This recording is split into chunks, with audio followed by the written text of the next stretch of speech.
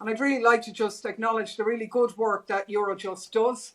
I think in particular, I was really glad to see in its annual report that Eurojust has produced guidelines for the European arrest warrant, taking into account the CJEU judgments in this area. I really think that Eurojust's work in keeping the guidelines updated is without a doubt incredibly useful, and I'd like to thank them from that.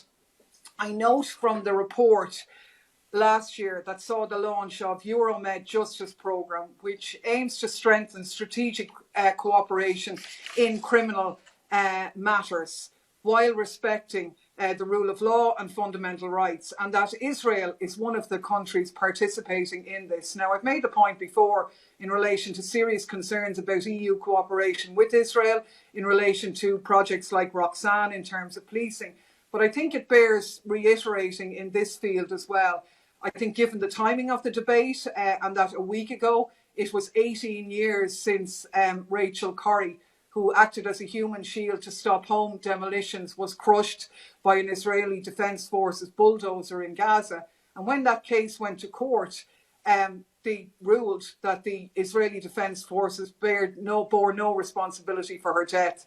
2 weeks ago, the UK charity War on Malt published a report that looked at in-depth way at all the ways in which Palestinians' rights are violated in the Israeli justice system. And they found that a core part of Israeli occupation is a military judicial system characterised by violations of international law, where Palestinians have no hope of justice. So all Palestinians in the West Bank have to go to Israel's military courts if they fall foul of certain laws, whereas Israeli settlers arrested in the West Bank are tried in civilian courts. So Israeli justice is, in my opinion, a tool of apartheid. There was a very good report done last week which said that the Supreme Court, dealing with cases of dispossession of Palestinians, there hasn't been a single case upheld. And as one human rights lawyer put it, the court has never sincerely challenged any of the core policies that keep occupation standing, so that it too has become